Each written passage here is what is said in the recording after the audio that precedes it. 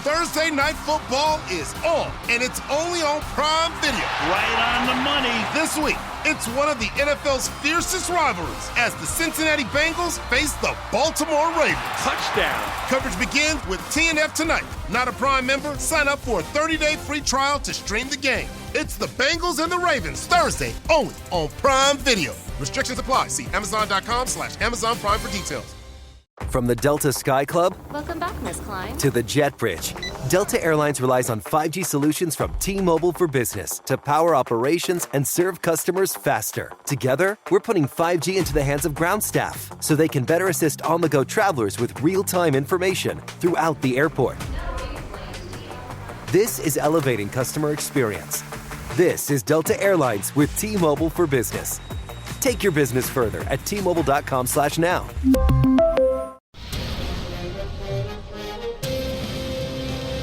It's time for a Big Blue Kickoff Live. Nobody can ever tell you that you couldn't do it, because you did. On Giants.com. You know what I saw? New York Giant pride. And the Giants mobile app. 17-14 is the final. One touchdown, we are world champions. Believe it, and it will happen. Part of the Giants Podcast Network. Let's go out there like a bunch of crazy dogs. Have some fun.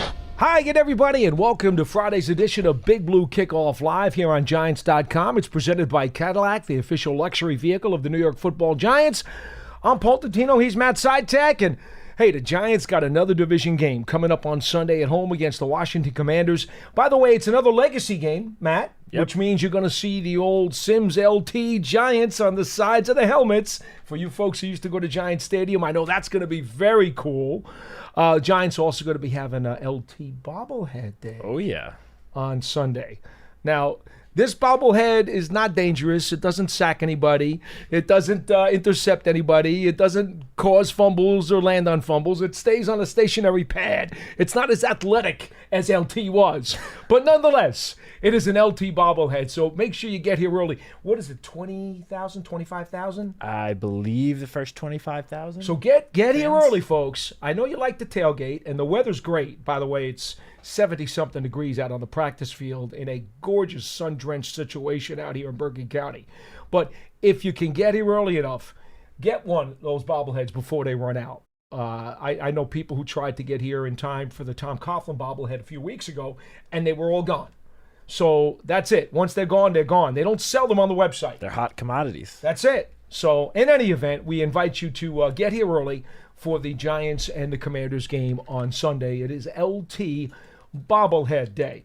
Now, as far as this game is concerned, the best word of the day comes from head coach Brian Daboll, who said, Matt, that everyone except Jamie Gillan is going to practice, and that Tyrone Tracy, in all likelihood, will be cleared this afternoon. He's got to go see the independent concussion doctor, to get the thumbs up. But he's out there in the blue jersey now, no longer the red jersey, but the blue jersey, which means he is absolutely as razor thin as you can be to getting cleared. Yeah, he's at appears like he's at the very final stages of the concussion protocol, where as long as he gets through today's practice without, feeling any side effects or any, new symptoms or any symptoms from earlier in the week, then he'll meet with the independent neurologist and, should hopefully get cleared. And then if so, he'll be good to go for Sunday. And, Coach said that, or he didn't explicitly say, but he pretty much indicated that as long as he gets cleared, it's going to be Tracy most likely leading the backfield again, and that he's earned these additional touches that he's really picked up. Don't you agree? Last couple weeks. He's been great. 100%. He's of the 4 games that since Devin Singletary obviously started the first few games of the season. Tyrone Tracy then took over once Singletary was out. Singletary missed 2 games, then came back these last 2 games. So it's been 4 games that Tyrone Tracy has been the quote-unquote starting running back. And in 3 of those 4 games, he's finished with over 100 yards of total offense, including 2 games with over 100 rushing yards alone. I mean, the Giants' 2 best rushing games of the season have been with Tyrone Tracy leading the backfield. And in those 2 games, he's averaged over 7 yards a carry while handling a full workload. So, any touches that Tyrone Tracy gets, if he leads the backfield, he has certainly earned it up to this point. Now, I might also add that, as you just alluded to moments ago, It was originally Devin Singletary who was the lead back. Now, he had over 90 yards rushing in Washington in week 2, had a costly fumble at about the 35 of Washington in the offensive zone. But the thing is, the Commanders really don't know Tyrone Tracy. They've seen some film. They've seen his 2 100-yard games, undoubtedly. I'm sure they have studied what he did against Pittsburgh. But as they always say, when you play a guy for the first time, to get him in a real-life game situation under true speed conditions with the live bullets going on is always a little bit of a feeling-out process. It's that way with quarterbacks, it's that way with receivers, and it's that way with running backs. You don't really know about his play speed or his ability to cut and juke until you actually get on the field and you experience it. So that may be an advantage for Tracy, in that the Commanders really haven't, quote, seen him in real life yet. Yeah, I mean, there's no doubt about it. And on top of that, I mean, anyone that just has looked at the game tape from the last couple of weeks, it's very clear to see Tyrone Tracy is just the most explosive back on this team. And that's nothing against Devin Singletary. Well, Dante Miller may be. Well, he's on the practice We squad. just don't get to see him much. Yeah. But he's got 4.2 plus speed. That's true. But I mean, of the guys that are actually getting touches, yes, and getting playing time, and that's nothing against Devin Singletary, because Devin Singletary is, sort of like Mr. Reliable, Mr. Consistent. Like, yes, you need someone to go out there and get you 4 yards on a carry when the defense is expecting a run. Devin Singletary might be the guy that I choose to put out there for that situation. But the one thing Devin Singletary is not at this point of his career is, a home run hitting explosive running back. Never has been, really. Never really has been. Meanwhile, Tyrone Tracy going up against the Pittsburgh Steelers, who going into Monday night, I believe had the number 2 ranked rush defense in the NFL. Mm-hmm. One of the best units in the entire league. A very talented defensive front. And Tyrone Tracy had over 7 yards per carry against them, ran for 145 yards, had 4 separate runs of 10 or more yards, and on that 45-yard touchdown run, which was obviously, the play of the game, I believe it was the longest play from scrimmage the Giants have had all season. Yes. And Tyrone Tracy reached 20.6 miles per hour on that touchdown run, the fastest that any Giants offensive ball carrier has reached in the last 2 years. Since Daniel Jones a couple of years ago. Yeah, so this is at least dating the last 2 seasons. That was the fastest any offensive player on the Giants has reached with the ball in their hand. So there's no doubt about it. Any way you look at it, Tyrone Tracy just brings a dynamic that no other running back between him, Singletary, and Eric Gray, they just don't bring that same explosiveness that Tyrone Tracy clearly does bring. The best way I could describe it for those of you who go back a little bit, and I don't want to say these guys compare necessarily totally to the guys I'm going to name, but they have some similar traits and the similar styles. When Rodney Hampton was young and came into this league, that's a lot of what Tyrone Tracy is right now. Of course, Hampton morphed himself later in his career with the Giants into being a power back. But originally, Hampton was much more of a slasher who had speed and quickness and some jukes to go with his size. And to me, Devin Singletary, do you remember Gary Brown at all? It was a little before my time. Okay, he ran for 1,000 with the Giants one year. He was with the Houston Oilers sometime before that, had been a good back, had gotten hurt with the Chargers, then the Giants get him, and he runs for 1,000 yards.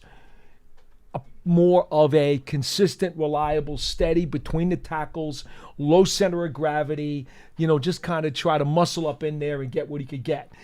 Not a home run threat by any stretch. In fact, I think Brown is one of 2 Giants backs to gain 1,000 yards in a season, one of 3, with less than 4 yards a carry.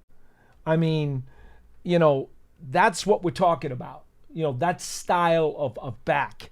That style of back does not intimidate and does not cause trouble for a defense. The reliable kind of guy who's just going to move the chains and grind out the yardage, for the most part, they're going to be much more concerned about the guy like Tracy, who's got some straight-ahead speed, some jukes, some moves, can hurt you in open space, and has the ability to take it the distance. And that's a big deal.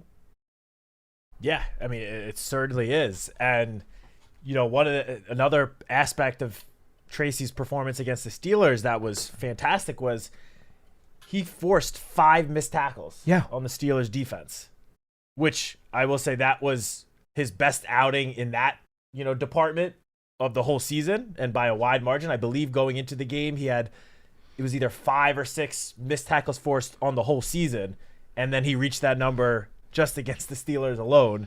And perhaps even more importantly was he averaged 3.7 yards after contact. After the Steelers defense first got to him, he still got 3.7 yards per carry after that, that is a fantastic number. And it just goes to show, I mean, we knew that he was this elusive back before the season, but we just didn't know how his success from Purdue last year, how or if it would necessarily translate to the NFL, because let's not forget, this is only his second full season as a running back. Yes. Which Tyrone Tracy himself took to Twitter after, I think it was on Tuesday, to point that out. Some account put out a clip of him with the 45-yard touchdown run, and Tyrone Tracy quote tweeted it saying, like, hey, just remember, this is only my second year doing this. Like, the sky is the limit here. Well, he showed wide receiver explosiveness. Once he got into the open field down the sideline, his straight-ahead speed. I'll tell you, folks, he's a great example, right? He does not have blazing combine speed, right? He was in the mid-4.4s, as I recall, I believe so. at the combine. 4.44? That's not blazing combine speed, but he plays faster than a lot of other players play when they're on the field. And that's the biggest key, which is why we always talk about the Underwear Olympics, right? That's what they are in Indianapolis. And when guys clock certain times, well, that's fine. But now when they put the gear on and they're in a game, all of a sudden a bunch of these guys clock a lot slower. Some guys don't clock much slower. In fact, their play speed is pretty close to their underwear speed, so to speak. And Tracy's one of those guys who does not clock a whole great deal slower when he's in a game. And his play speed is dangerous. Yeah, I mean, I just looked it up. He ran a 4.48 at the combine. Which is not shabby. No, but it's not, electric speed, but it's certainly not, I would say, like on the slow end of the running back spectrum. But, I mean, again, that 45-yard touchdown run against the Steelers. Nobody was catching him. He looked way faster than 4.48 on that run. Nobody was catching. Yeah, I mean, and you mentioned there are some guys that their game speed, honestly, is faster than the combine speed. Not well, like I don't know about that. Not actually, but how it looks is faster. Because other guys slow down significantly. And another guy who's a great example of that is Tyler Nubin. I mean, the only reason Tyler Nubin likely dropped to the 47th pick for the Giants was because he ran, I think it was like a 4.6 40. But when we see him out there on the field, he around. Plays way faster than 4.6 whatever that he clocked in at the combine. So, what you said is right. The numbers that they run at the combine technically are faster than what they will obviously wear or clock wearing pads on the field. But game speed, like how it feels and looks, that can be a significant difference. And Tyrone Tracy and Tyler Nubin are both guys that play way faster than their 40 time might indicate. See, now you know why some assistant coaches and scouts have said to me over the years, I don't even know why we do the 40-yard times in shirts and shorts at the combine. Because the truth of the matter is, you'd be better off telling these guys, get in your gear. Yeah. And now give me your 40 time. Because after all, that's the real time that the guy's going to play on the field with. That's why they call it game speed or play speed. That's much more important than the Underwear Olympics times. But so be it. They continue to run the combine as they run it. And I'm in no position to change the rules. They're not going to listen to me anyway. So it is what it is. The best part of football season? Checking out the post-game stats. Which wideouts scored more than 2 touchdowns? Which QBs threw for less than 350 yards? Think you can pick who will do what before kickoff? Then play Pick 6 from DraftKings, an official daily fantasy partner of the NFL. Download the DraftKings Pick 6 app, select between 2 and 6 players, and choose if they'll have more or less of a stat. It's that simple. And for all first-time Pick 6 players, check this out. New customers play $5 on your first pick set, get $50 in Pick 6 credits. Download the new DraftKings Pick 6 app now and use code DK1. That's code DK1 for new customers to play $5 on your first pick set. Get $50 in Pick 6 credits. Only on DraftKings Pick 6. The crown is yours. Gambling problem? Call 1-800-GAMBLER. Help is available for problem gambling. Call 888-789-7777 or visit ccpg.org in Connecticut. Must be 18 plus. Age and eligibility restrictions vary by jurisdiction. Pick 6 not available everywhere, including New York and Ontario. Void where prohibited. One per new customer. Non-withdrawable. Pick 6 credits expire in 6 months. Limited time offer. See terms at pick6.draftkings.com/promos.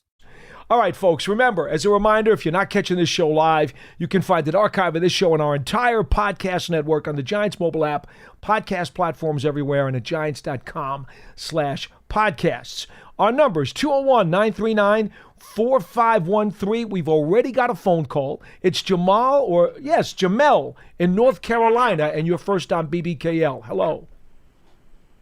Hey, what's going on, guys? What's going on with you? What's up? First time caller. I got the day off. I'm a teacher, and I'm going to vote today. But I had a question. I got a chance to catch you guys live. Did we lose you? So my question, no. So okay. Go ahead. My question is basically, I've kind of lost all hope for this season because, I mean, we got players quitting, we got players calling each other out, and it's like we're 2-6, and I don't see any. I mean, DJ. I mean, he's still doing what he's doing, throwing the late game interceptions. So I'm just trying to figure out where do we go from here. Like, we're basically eliminated from the playoffs. So do we tank the season, or like what do we do? Because I mean, it's like the players are almost giving up. I would disagree with that sentiment. The players have not given up. I've been in that locker room and at practice every day. They're working hard. They are unified. There's self-accountability. There is locker room accountability. They have not given. Look, what did you see in the fourth quarter of the Steelers game? Giants were down at one point by 2 scores, and they answered the Steelers score for score in the fourth quarter until they ran out of time when Jones turned the ball over twice in the last 4 minutes. But they answered the Steelers twice with scores in the fourth where, unlike the Jets the previous week in Pittsburgh, just rolled over and played dead. So if you want to tell me about a team quitting and a team giving up, you can call me and tell me about the Jets, who obviously beat Houston yesterday, but against Pittsburgh, there was not much fight in that team. Right, but we're obviously in the market for a quarterback. But wouldn't it be easier to just draft? Well, let's put it this way. If you want to talk draft, which I don't do until long after the season, I'll tell you this. There are no Justin Herberts in this draft. It's just that simple. There are no Justin Herberts who are, virtual sure things, Andrew Lucks, et cetera, et cetera. That's not what you're going to get in this draft. So first of all, I would never, ever, ever be okay with a team tanking. That's number one. And number two, if you just wanted to look ahead and say the circumstances are going to make it possible for us to draft in the top 5 or top 3 and maybe get a quarterback, well, I'm sorry, but your timing is bad because this is not a good year to do it. Yeah, and not only that, but look, I understand the Giants are 2-6. The outlook for this season, making the playoffs, it may not seem that great, but the simple fact is it is week 9. No person in this building is giving up on the season when it is week 9. It doesn't matter how many games back the Giants are for the division lead or the playoffs. Everyone is still here every single day working their tails off, trying to win the football game that is right in front of them. They're going to take it one game at a time, and who knows what could happen. I mean, I know I brought this up, I believe, Tuesday with John, but 2 years ago, the Detroit Lions were 1-6. Yeah. And they ended up winning 8 of their last 10 games. Now, they missed out on the playoffs, but they finished the season 9-8, and that kind of springboarded them into their season last year, which they turned out to be one of the best teams in the NFL, which they are again this year.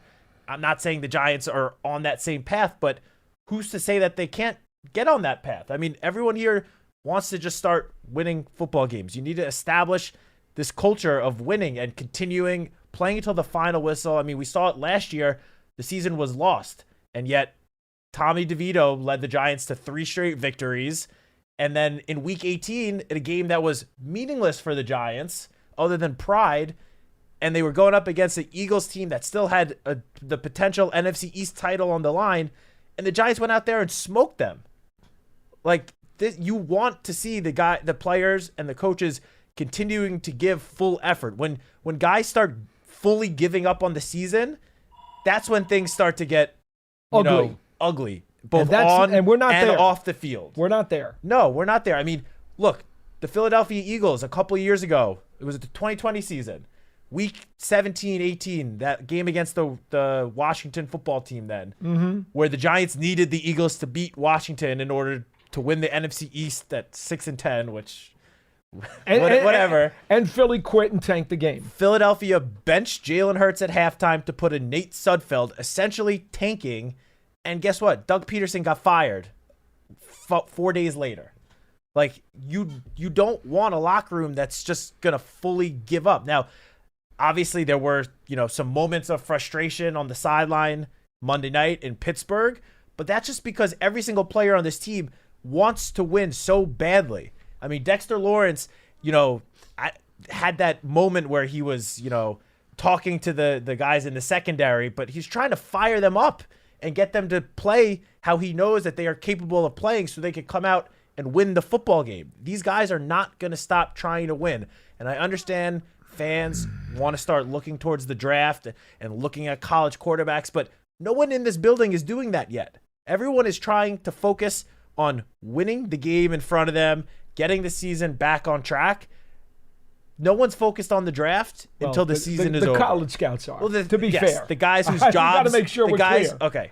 Yes, to be clear, the guys whose jobs it are correct to scout the college players. Yes, they are focused on the college season, but everyone else is focused on winning this Sunday. Now, I also want to make something very clear to you: the Giants are still one of the youngest teams in the NFL by average age and experience. They are the youngest. They have. I don't know if they're right now still number one based on the rotation players. They were in the top 3 for a long time. Are they number one right now? I believe going into last week, they were number 2. Have they moved up? And I didn't see an update from this week, but they were number 2, and all the rookies, I mean, they played they all play. Snaps. They all play. The only team that was above them, I believe, was Green Bay, and I don't know what their rookie situation was this past week. So the point that I'm making is this. You've got a slew of first, second, and third year players on this team. If you for 1 second believe that those guys are not going to play their butts off as they try to mature, grow, and improve so that they can be a big part of this franchise and also, establish themselves as legitimate, solid NFL players and kick off what they hope to be is a successful career, if you don't believe that for a second, then you're out of your mind. Why would any of these first, second, or third year players quit or give up? Why would any of them do that? What is the incentive to do that? And I don't know why any fans or anyone would want them to do that. Exactly. Like, you want these guys to get used to winning and see what it takes to win football games. Even if the Giants may not go anywhere this season, that doesn't mean like that next year the whole thing can't get turned around. Like, you want these guys to have the mindset of, we are going to go out there each and every week, practice our tails off, and then go play our tails off on Sunday and try to win a football game. I got a better one for you. Caller, if you honestly think that your perception is accurate, we'll invite you to have lunch with Dexter Lawrence, and you can tell him how this team is broken up and quitting and doesn't want to win. That's about the only guy you need to see. And I think he would set you straight pretty quick. That guy wants to win more than anything. He doesn't care. He could have 15 sacks on Sunday by himself, or the Giants win the game, and he will choose the Giants win the game every single time. There's no question. He said that. He's like, I don't care about my personal stats or accolades. And you can all see I want to do is win. By the way he conducts himself, you could see that. And you want a locker room full of guys where all they want to do is win. So I believe your perception is incorrect, and I think once you understand exactly what's going on here, you might have an easier time digesting and moving forward with the second half of the season. But if you're going to have an inaccurate perception, as you already have expressed, well, then I don't know how much I can do to change your mind. But we're just trying to give you the facts. And look, we understand the frustration, obviously. Of course. No one is happy with a 2-6 record. Nobody. But all we're saying is don't use the words quit or tank. Don't ever use those words. Just don't give up on this team, you know? All right, Scott from New Mexico. You're next on the program. Hello. Hi, guys. How you doing today? What's going on, Scott?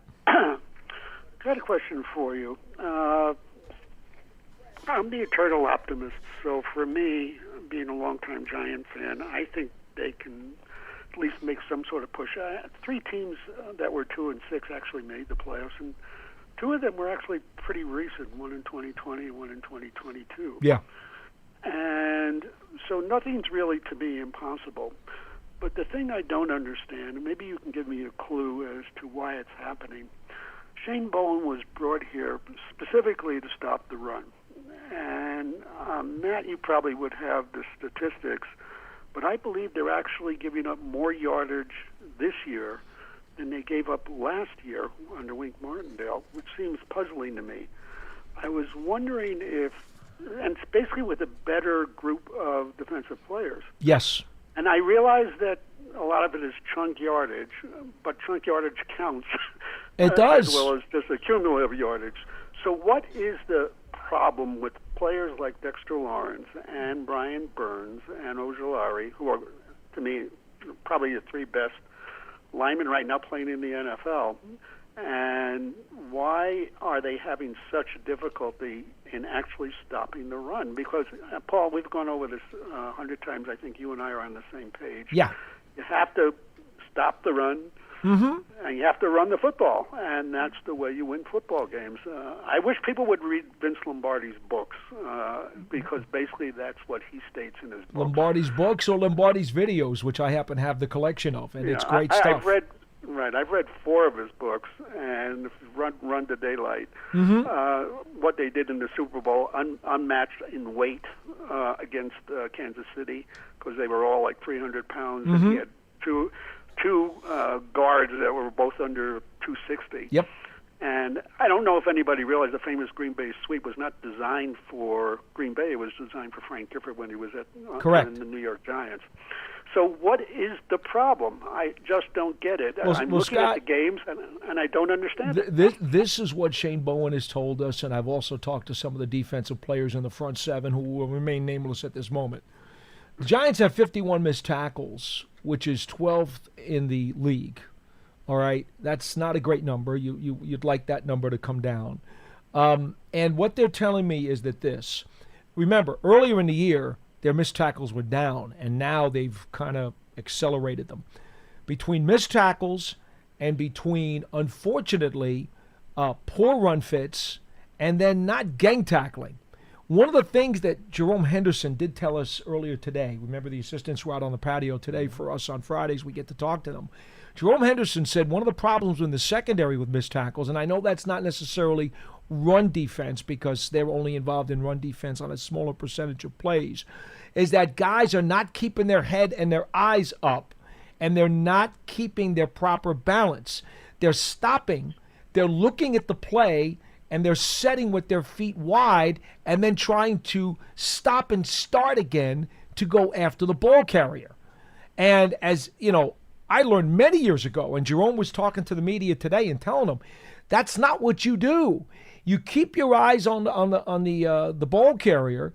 You have to have good vision, and you have to attack and be on the move. Don't stop.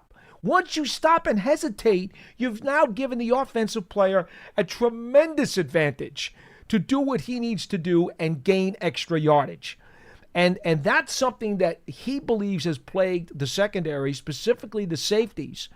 And from talking to guys in the front 7, they're telling me they've had too many missed tackles and they've had too many times where they have left their lanes. Now, the problem is, as I said to one of them yesterday, well, that sounds like it's pretty easy to fix in terms of the lane stuff, right? You'd have to believe that guys just focus more on, okay, where is my lane? Do your job. Focus on your lane. Get your run fit. The missed tackles is another whole issue entirely. Guys have been missing tackles for the last 20 years in this league. But run fits, that doesn't make sense. how guys are losing their run fits. So I know that may not be the explanation that you want, but that's about the best that I've got so far. Well, it's an explanation, but the real key, Shane Bowen, I assume, is a good coach when it comes to stopping the run. Why hasn't he been able to correct the very things you're talking about? You know why though? 8 games into the season, Scott, and we still don't do it. He can do schematics. He can't go out there and make the tackle. He can't be responsible for a missed tackle, and he can't be responsible for when guys, for some reason, aren't doing what they're supposed to do and following the schematics. Now, I don't know, I guess to your question, does that become a communication issue to where maybe the guys don't understand exactly the way the schematic is set up and maybe they don't understand what they're supposed to do, or they're not getting the signals all across the huddle so that everybody is fitting in, simultaneously into their holes? That part I don't know, and I suppose to some degree coaching has an impact on that. But when guys just flat out miss their lanes and miss their fits, that's on them. Right. My last question is an offensive one. Despite all the bluster and the great running and everything else, we're still averaging 15 points a game. Yeah. I think it was Lance Meadow last year said it's going to be hard to get up from where we were to, say, 22 points or 21 points a game. And he was right. I mean, it's difficult to increase your totals as far as numbers that much in a year. But I'm not blaming anybody for any of this. Most people are going to look at Daniel Jones and say, is he the culprit or someone else the culprit? We lost one player from our offensive line. When we lost Andrew Thomas, we seem to be a different team. We don't seem to block as well, don't seem to do the things. I mean, by example, Pittsburgh lost 3 starters from their offensive line and still played effectively, even though the Giants had a chance to win that game. But is one player lose? And I realize who he is.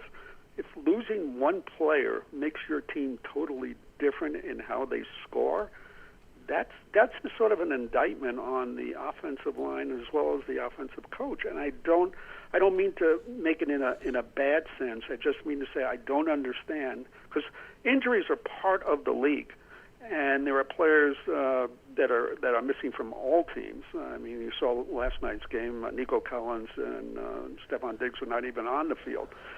So you're going to lose players, but losing one offensive lineman, even of his caliber, doesn't make any sense to me. And I was wondering if you guys have an explanation to this, because if you're going to score 15 or 16 points a game, you're in a lot of trouble. No question. Right. Scott, we're going to let you go, and I'm going to let Matt chime in on this. I do want to give you one stat. In 2021, the Giants averaged about 15 points a game. In 2022, when they made the playoffs, they averaged over 21 points a game. So jumping up 6 points in one season is not entirely unthinkable or unreasonable.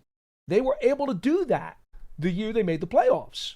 Now, the 25 drops this season that leads the NFL, and I spoke about this yesterday, Matt. I don't know if you're aware of this when I was on the show with John. Washington, Dallas, and Philadelphia have a combined 22 drops for the season. The Giants have 25, all by themselves. That certainly is worth X number of points, without question. But anyway, maybe you want to answer Scott. Yeah, so let's start with the offensive line. First of all, as we all know, Andrew Thomas, when healthy, one of the best left tackles in the entire NFL. Going into the season, if you were to ask any of us who is the most indispensable player on this team, I think all of us would have said Andrew Thomas. Either Andrew Thomas or Dexter Lawrence. So you can't understate how big of a loss it is losing your all-pro left tackle. Despite that, the offensive line against the Steelers on Monday night, truly, in my opinion, I don't think they played that poorly. I mean, obviously, there were pressures. 4 sacks of Daniel Jones, the strip sack late. None of that is good. But first of all, you're going up against potentially the best pass rush in the NFL, and if not the best, one of the best, with TJ Watt, Alex Highsmith, and Cam Hayward. That's one of the best defensive lines in the entire NFL. The unit gave up 4 sacks, which obviously you want that to be lower, but it's not. 4 sacks in a game shouldn't like completely wreck your chances of winning a game. But not only that, while the pass blocking might have been, below what you want, the run blocking was fantastic by this offensive line. Like Chris Hubbard, say what you want about how he did in pass protection against Alex Highsmith. He was tremendous as a run blocker. And, the analytics show that. They show that he did a very good job in run blocking, and Tyrone Tracy ran for 145 yards. So clearly the run blocking was good. Obviously, that doesn't do you much if it's not all good. You want the pass blocking to be good as well. But let's not just go out there and say, oh, the offensive line was awful because they gave up pressures and 4 sacks. Like, I thought as a unit, given the circumstances, going into Pittsburgh on a Monday night against that defense, I thought they played all right. I don't think that was the reason why we lost that football game. Look at it this way. And I think this would be a very interesting study, and I have not done the actual mathematics. So let me preface what I'm going to say. But it is my opinion, based on what I've seen and my gut feel. If you look at how many chances, they do a thing in hockey. The analytics people in hockey, and I hate using that word, but the analytics people in hockey, you know how I feel about that. Yep.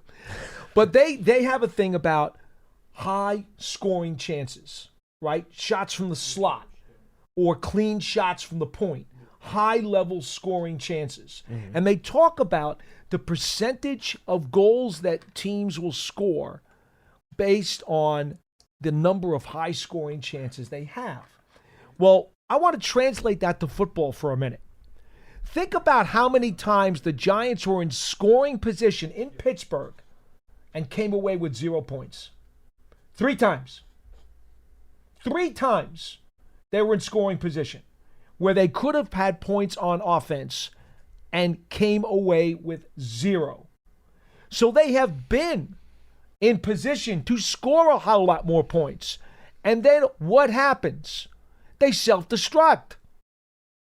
They were deep in Pittsburgh territory, okay, at one point in the second quarter, and then gave up 2 consecutive sacks, which didn't just short-circuit the drive, but it took them out of field goal range.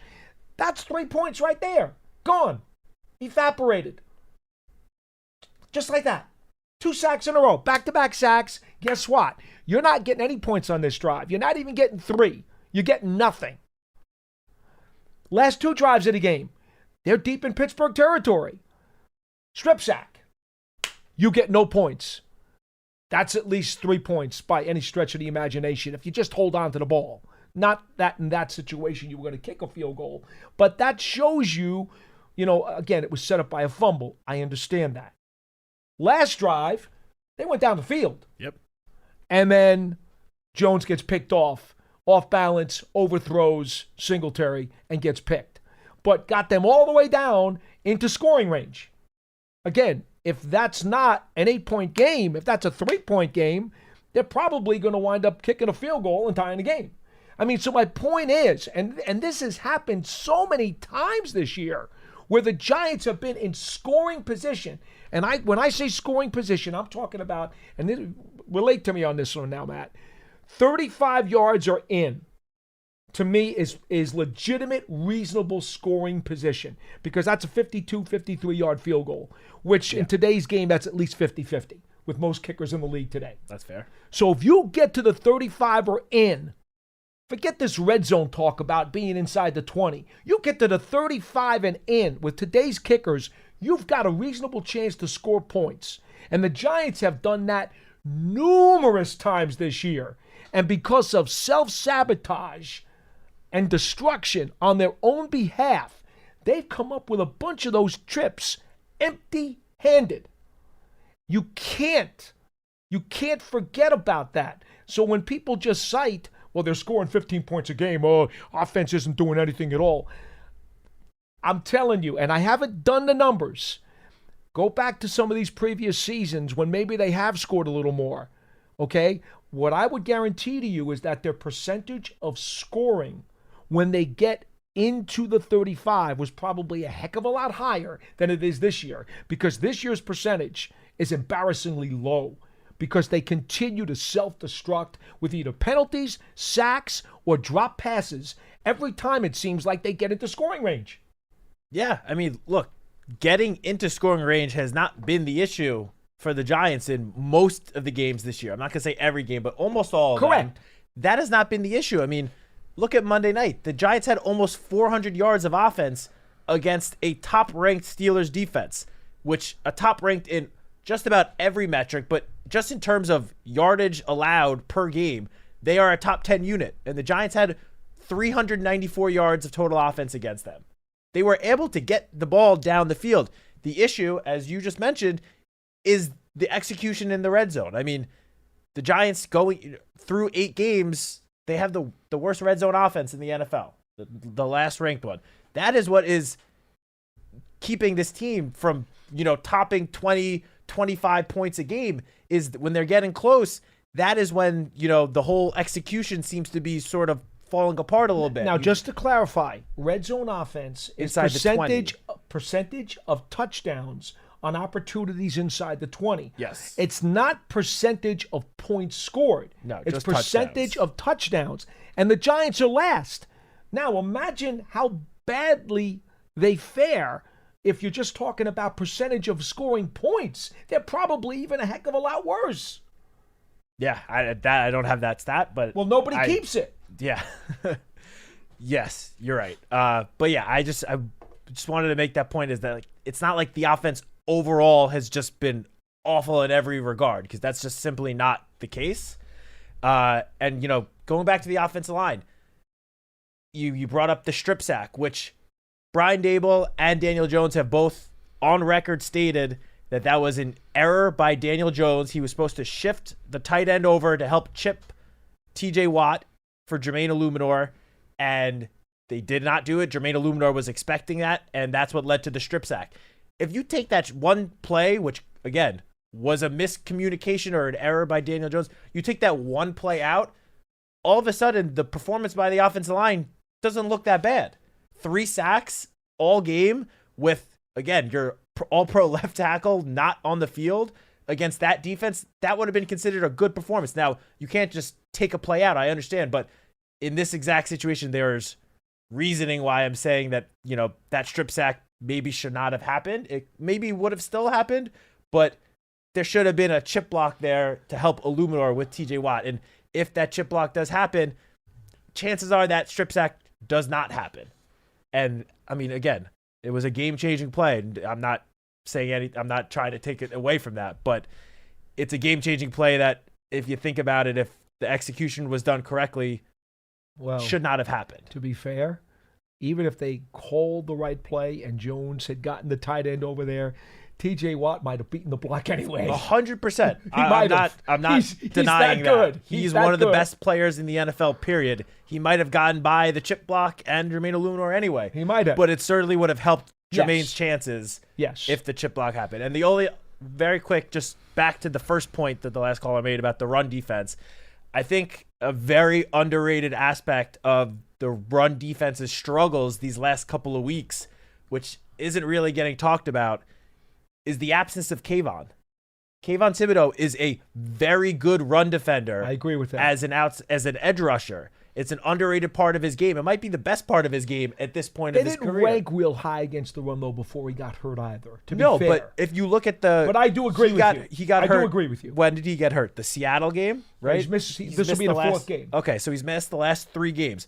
The first 5 games, there's only one very bad performance against the run in those games, and that was week 2 against the Commanders with Jaden Daniels. The whole Robinson had that big one. Threat of a rushing quarterback opens up the lanes for your running backs. You look at the other 4 games, no one had more than 111 rush yards. Which 111, that's not amazing, but if you're averaging 110 rushing yards allowed per game, you're in the top half of the NFL this season. Yeah. So there was one game where they allowed more than 111 rush yards when Kayvon was on the field.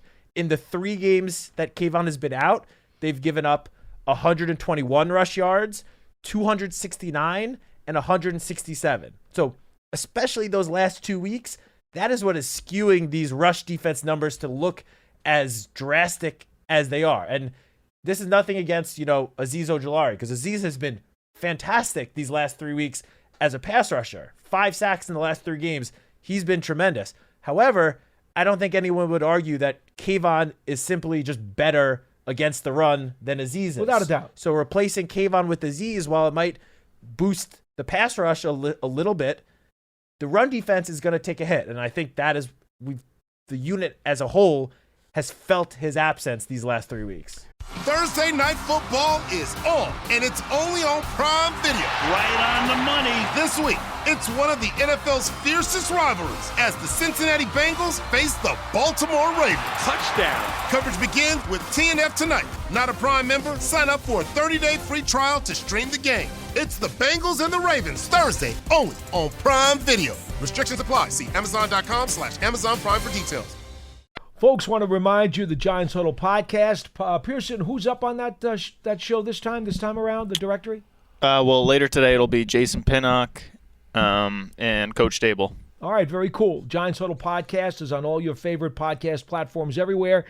Go to giants.com/podcasts, and you go to Apple Podcasts as well. Giants season memberships, well, I guess it's a half-season membership now, are still available and get benefits all year round. Go to giants.com/tickets, and obviously the Giants TV mobile app. It is free, and you can get all kinds of highlights and fun stuff on there via the video department here with the Giants. It's free on Apple TV, Roku, Amazon Fire TV, and the Giants mobile app. We go back to the phones, and Marty from Manahawkin is next on Big Blue Kickoff Live. Hello. Hey, Paul. Hey, Matt. How you guys doing today? We're okay, Marty. Good. How are you? Good, Paul. I was listening to Scott, and he did make sense about the offensive line, especially, what's happened since we lost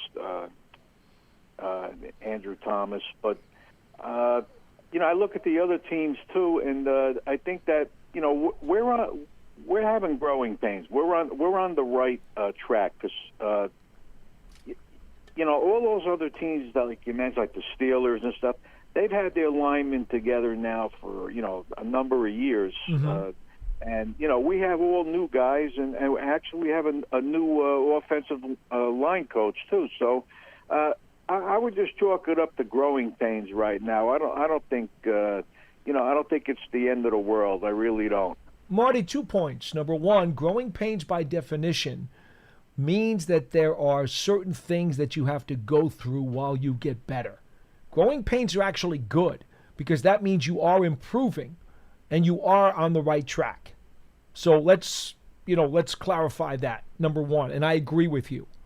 Number two, Coach earlier today did say that Chris Hubbard will remain, at least that's the plan right now, as the starting left tackle this week against Washington. I don't think we mentioned that at the beginning of the program, but he did say that Hubbard did get better as the game went on. He likes his experience. He likes his smarts and his ability to pick things up because he's been around the league for a while. He clearly knew a chunk of the Giants playbook from the get-go, and so they're probably going to give him another start this week. Well, hey, you know what, Paul? The more they can get in there and get reps, the more they'll be able to gel. Yeah, for sure. There's no question about that. I mean, look, again, I don't want to revisit the preseason, but that's one of the reasons why I think offensive linemen, especially rebuilt lines, need to play more than most coaches are willing to let them go. Yeah, exactly. Okay, Paul, thanks for taking my call, and go Giants. Thanks, Marty. Be well. Thanks, Marty. 201-939-4513. We still got another 10 minutes or so left on the program. Something I want to just touch on again. Sure. That Scott brought up, the line shouldn't, I guess, take such a step back just because they lost one guy. When you have a guy that, and this is nothing against the other offensive linemen, but that is just clearly the best offensive lineman of the group, and you look at almost any team across the NFL, if you take that guy out, the unit is going to struggle. And so I looked this up just now, and the example I'm going to use is Trent Williams, who I don't think anyone would argue is perhaps the best tackle in the NFL, one of the best tackles in the NFL. He missed 2 games in the middle of last season for the 49ers. Guess what? 49ers lost both of those games against the Vikings and Bengals, and they were unable to establish the run whatsoever with Christian McCaffrey healthy and playing against 2 teams whose last year's defense were okay, like middle of the pack, not great defenses, and the 49ers could not move the ball without Trent Williams there at left tackle. That's just one example. I'm sure if you gave me some time, I could find many others. Losing your best offensive lineman, especially one that is a tackle, doesn't matter who you have behind him. The line, it's just obvious the line is going to take a big step back when you take an all-pro out. Just like when you take an all-pro running back out of the backfield, your run game is probably going to struggle. You take an all-pro cornerback out of the equation, your secondary is going to take a step back. Like, I understand you would hope that losing a guy of that level, you wouldn't feel it that much. But the reality is, for any team at just about any position across the NFL, unless you have some stud rookie waiting in the wings, that position, it's going to take a step back. And again, the performance of the offensive line against the Steelers Monday was far from perfect, but I do think that they at least deserve some credit and some kudos for how they performed in the run game, because that was, I think, one of the best run blocking performances we've seen from the offensive line all season. Well, that one in Seattle. Yeah. I mean, and quite frankly, here's the valid criticism of the offensive line. They've been inconsistent, especially in their run blocking. 100%. The pass protection has taken some hits since Andrew Thomas is out. Before that, it was at a pretty solid level for the most part. Yep. But the run blocking, even with Andrew Thomas, it's been up and down all season. They just have not found any consistency there. And that's the unfortunate part, because, you got to wonder, honestly, Matt, you got to wonder if the Giants had gelled together better with their run blocking, how much more confident would this entire offense feel about itself?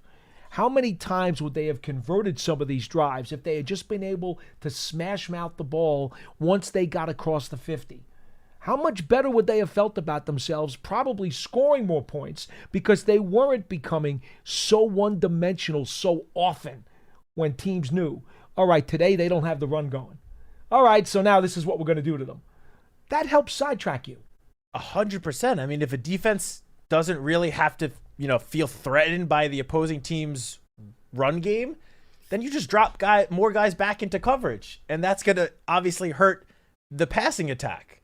So without it, I mean, we talk all the time about complementary football. Oh, especially when the Giants are dropping passes. Yeah. It's like, go ahead. You want to throw it? Throw it. You probably won't catch it anyway. Or you're going to get pressured. Something's going to go wrong. Yeah, but look, we talk all the time about complementary football on both sides of the ball, or all 3 sides of the ball. The run game helps open things up in the passing game. The passing game helps open up rush lanes for the running backs. Like, it's all like pieces of a puzzle. It all needs to work together in order to reach the most, efficient and productive outcomes. So, yeah, the unit just unfortunately has not played at a very consistent level in terms of the run blocking. As you mentioned, I do feel like the pass blocking, for the most part, has been pretty consistent. Now they've had some, bumps in the road for sure. Not every game has been a great pass blocking game, but for the most part, it's been pretty consistent. It's the run blocking that I think if they had a little more consistency in that area, the unit, the group as a whole, would be, I guess, kind of looked on by those outside this building maybe a little bit higher than they have been. Now, we told you that Dallas couldn't stop the run, and then the Giants couldn't run against them. We told you Cincinnati couldn't stop the run, and the Giants couldn't run against them. Well, not particularly well. Well, we're going to tell you the same thing about the Commanders, folks, because guess what? They are 25th in the NFL in rush defense at over 135 yards a game, and they're giving up over 5 yards a carry, which is 29th in the National Football League. Okay, should we try telling you a third time that the Giants should be able to run against this opponent? I will never say it again because I said I pretty much guaranteed that Singletary would have a good game against the Cowboys, and that was the worst rushing performance of the season. So I'm done making anything close to like a guarantee about a certain area of the game. I will say that it certainly is a good matchup on paper for the Giants' run game. And I think what could be a big factor in this, we'll see if he's on the practice field today for the Commanders, but linebacker Frankie Louvu, one of their offseason acquisitions who played great for them next to Bobby Wagner, Wednesday and Thursday did not participate in practice because of a shin injury. Right. I don't know what the expectation is for him on Sunday, but if he's unable to go, that would be a big loss for that Commanders defense. And you would think, again, would help open things up a little bit in the run game. Well, for Tracy, if he gets cleared, Singletary for everyone. Look, the Giants would be well advised to do everything they can to get the run game going this week, not just because that appears to be a Commander's weakness, but also because on the other side of the ball, although the Commanders had a tremendous amount of difficulty moving the ball and scoring against the Bears last week, and then they got the miracle Hail Mary to knock off Chicago. For the season, Washington's averaging 30 points a game, Matt. I mean, the fact that the Giants held them to 0 for 7 in the red zone and forced them to kick 7 field goals to beat the Giants 21-18 in week 2, boy, that's great. And that should give the Giants defense confidence that mano a mano, they can absolutely contain this offense. But at the same time, since that game, look at some of the numbers that Washington has put up. I believe only 1 or 2 other times this year since then have they been held like under 30 points. They have been putting up some big numbers. Their offense is rolling. Daniels seems to be quickly getting into the flow. Him and McLaurin are starting to really connect.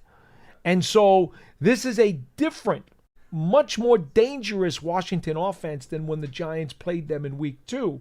So to get the run game going, again, reduces the Commanders' offense's opportunities. Yeah, without a doubt. I mean, this offense, the Commanders' offense, is very different from the week 2 game between these two teams. In the 6 games since then, they have scored over 34 or more points in, 4 of the 6 games. Chicago and then Baltimore a couple of weeks ago. Those are the only 2 games under 34 points. They rank 3rd in the NFL in both points and yards gained on offense, which is tremendous. Now, I will say the one weakness for the Commanders is similar to the Giants. They do struggle when they get into the red zone. Their red zone offense, which again, touchdowns when they get inside the 20-yard line, they have a 51.4% red zone or touchdown percentage, which ranks 24th in the NFL. So that when they get close, I mean, as we saw it against the Giants in week 2, I mean, they went, 0 for 6 in the red zone? 0 for 7? Was a 0 for 7. So that is the big weakness for this Commanders offense. But, I mean, you touched on the connection between Jaden Daniels and Terry McLaurin. Through the first 2 weeks, which included the game against the Giants in week 2, McLaurin was held to under 40 yards total combined in the 2 weeks. In the 6 games since, he's had 3 separate games with over 100 yards. Jaden Daniels has quickly come to realize that Terry McLaurin is easily his best pass catcher, and he is throwing him the football. They are taking deep shots down the field to McLaurin, and McLaurin, he's always been able to catch the deep ball. I was going to say, what took him so long? It took a couple of weeks, but that connection seems to really be why this offense has taken a significant jump since week 2. I do want to point out one other key number. We talked about how the Giants, specifically on defense, have done well for the most part, but then they seem to give up a handful of big plays every week. Well, the Commanders are 4th in the NFL in 3rd down conversions at over 46%. Okay? So if you're the Giants, all right, especially on defense, it's not good enough to, let's say, hold Washington to, let's say, a nice modest number, 275 yards of total offense. Okay, that'd be a terrific number. You'd love to hold a team to a big number like that, right? Sign up for that. But here's the problem: what happens if they give up 3 25-yard plays in that number that were third down conversions that wind up leading to touchdowns. Well, then guess what? You lose. That's what happens. It's not just the overall number or the overall performance. It's what do you do in key spots?